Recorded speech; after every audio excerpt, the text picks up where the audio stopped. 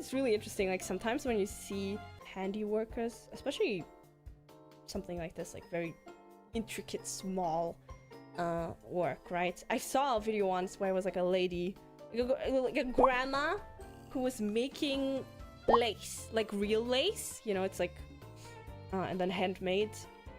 And basically it's like this, a bunch of spools, and then they weave them on top of each other and braid them on top of each other.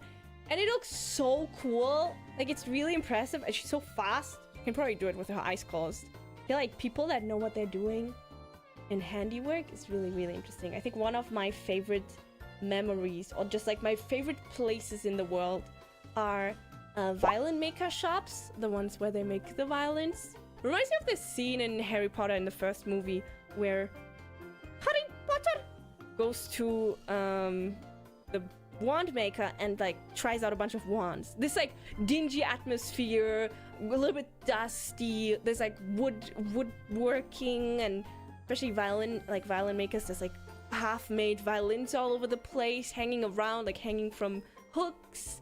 And you know, there's violin tools and cases and bows. And it's just I don't know. It reminds me of like the vibe a Ghibli movie gives you. Kind of like, yeah, it's very magical, I think. And it's so cool and so pretty and very aesthetic. I wish I could. There was like a singular week where I was thinking, oh, maybe I should become a violin maker, because I really like doing like handiwork. But I say that, and I probably wouldn't like it if I had to do it. But you know, I thought about it. But it's really difficult. It's such a hard job.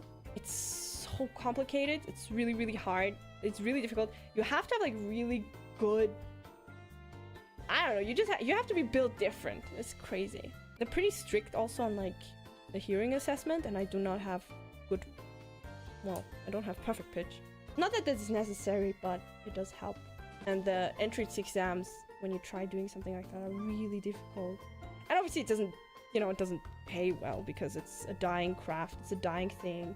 Classical instruments in general are kind of dying, but it's very cool, I think. It's like one of the coolest jobs.